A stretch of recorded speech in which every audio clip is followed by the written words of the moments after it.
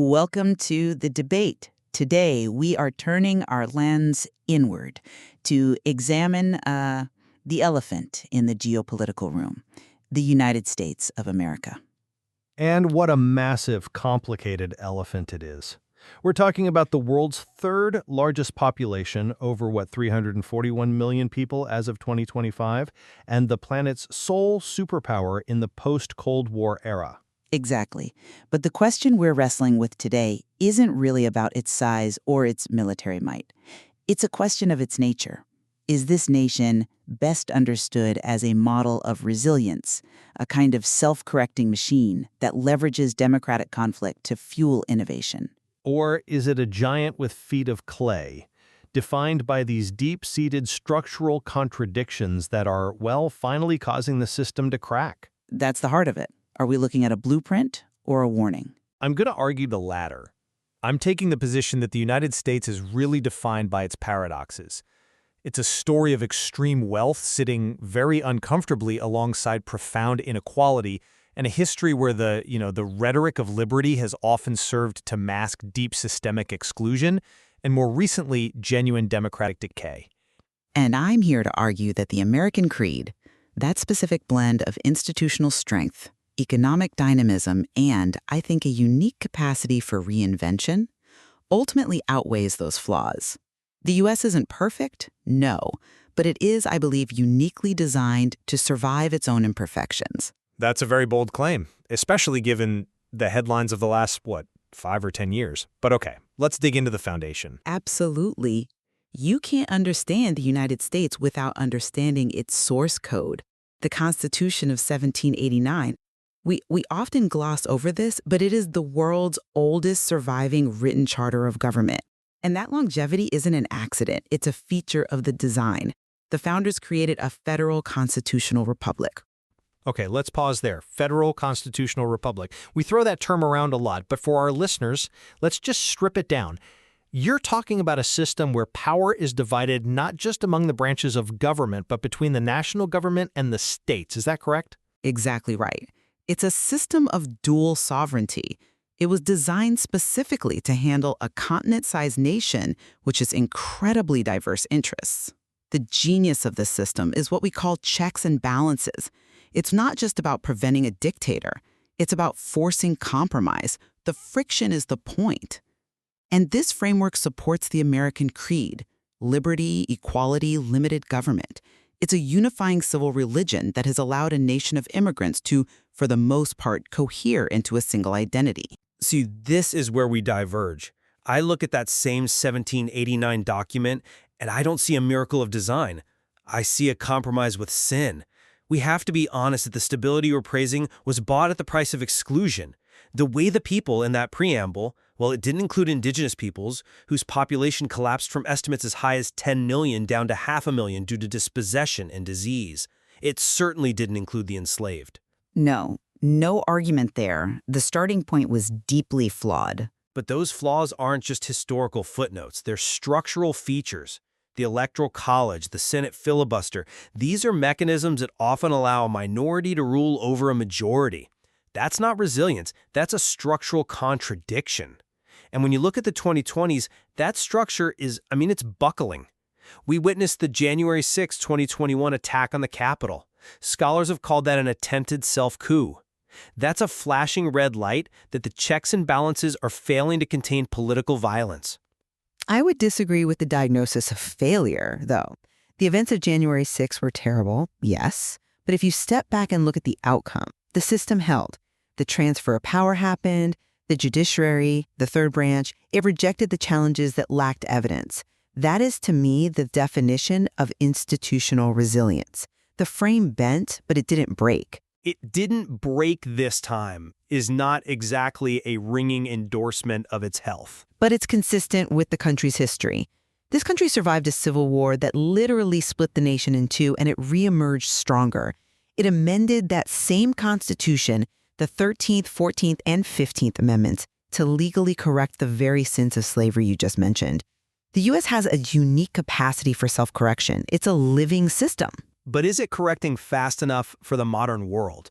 You talk about legal correction, But look at the sociological reality.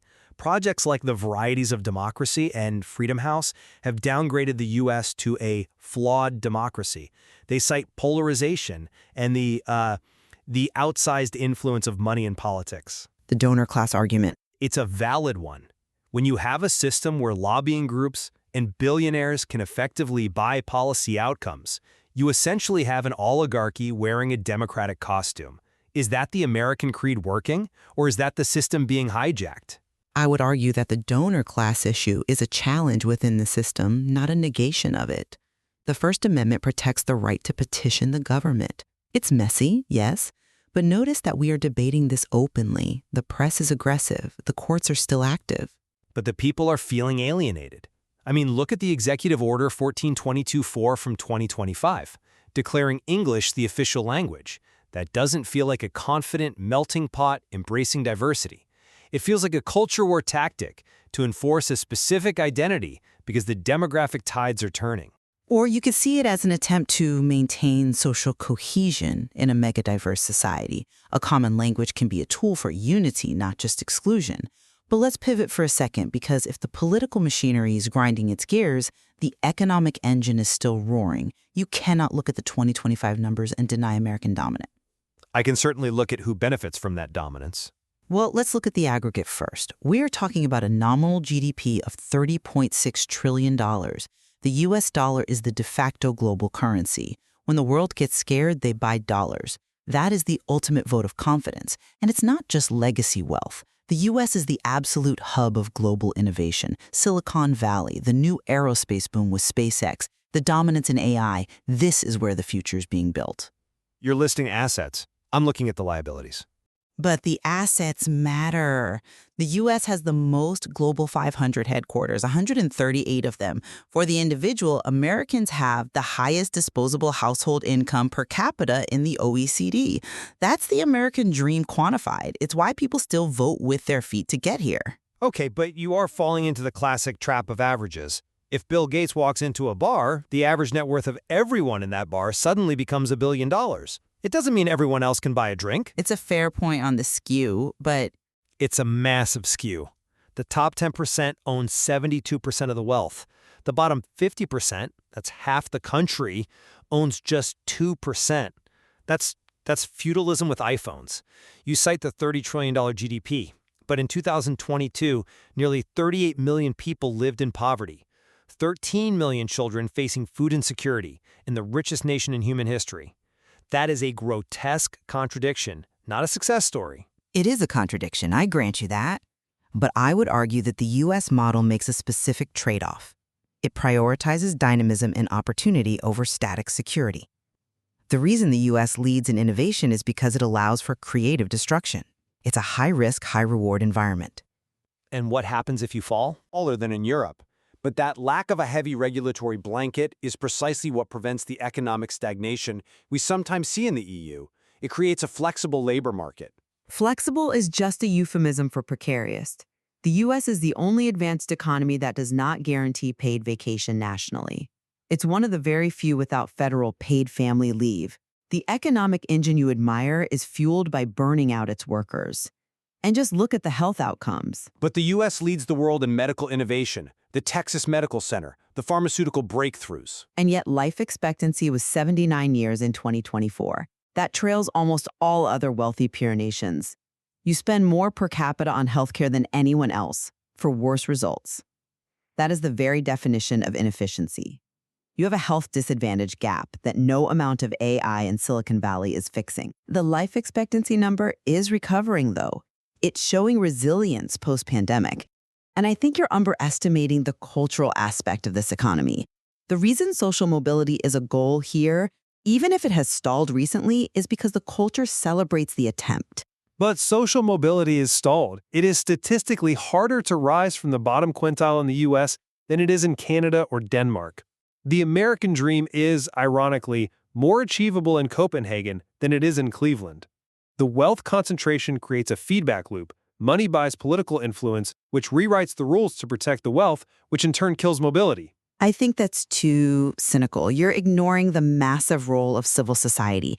Americans donate 1.44% of GDP to charity. That's the highest rate in the world. Where the government steps back, the culture often steps in. And this brings us to the third pillar, identity. Which is currently a battlefield. It's a vibrant debate. The U.S. is a mega diverse country. We aren't a nation based on ethnicity. We're a nation based on an idea. We have 574 federally recognized tribes, speakers of every language from Chinese to Tagalog, and this is all protected by the First Amendment, the strongest free speech protections on Earth. Free speech is vital, but we have to talk about the physical safety required to exercise it. You cannot separate American culture from American violence. Well, violence is a global issue. Not like this. The homicide rate in the U.S. is 7 times higher than its high-income peers. And let's be real, it's the guns. The Second Amendment is a unique feature of your Constitution that results in a unique tragedy, a body count that no other developed nation tolerates. It is a tragedy, but it's also a reflection of a culture that, for better or worse, prioritizes individual defense and liberty. It's a stark trade-off. But look at the flip side of that coin. That same spirit of individualism is what drives the arts, the culture, the refusal to conform. But who gets to be an individual? We have to talk about the carceral state. The U.S. has the highest incarceration rate in the world, 531 per 100,000 people, nearly 2 million people behind bars. And the racial disparity in those prisons is a direct line from slavery to Jim Crow to mass incarceration. That's not liberty. For a huge segment of the population, the state is a cage, not a shield. The incarceration rate is a massive problem, I admit it.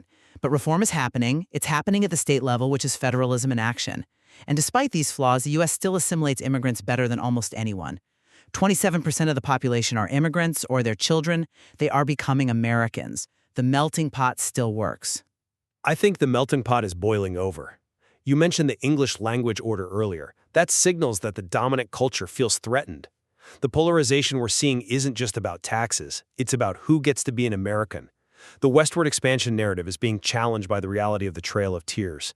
The land of the free narrative is being challenged by the reality of the prison industrial complex. And that challenge is the mechanism of improvement. The fact that we are teaching these histories, arguing about them in school boards and debating them right now, that is the First Amendment at work. A fragile system would suppress this history.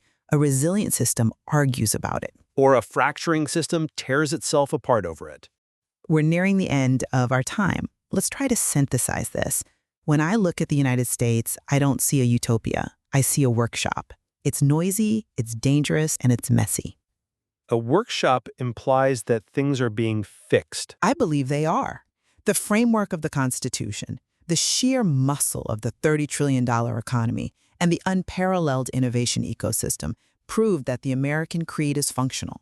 The U.S. is still the destination for the world's ambitious. It guarantees global security through its alliances. It has survived civil war, depression, and the Cold War. It has the institutional muscle to survive this current polarization. The resilience, I believe, outweighs the contradiction. And I look at that same workshop and I see a machine that runs on blood. Focusing on the framework allows us to ignore the human cost required to maintain it. The United States is a wealthy oligarchy that leaves millions in poverty. It is a democracy flashing very real warning signs of autocracy. So no hope for correction, in your view? Not without a fundamental rewrite of the social contract.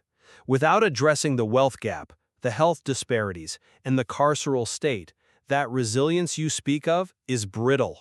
You cannot simply innovate your way out of a broken society.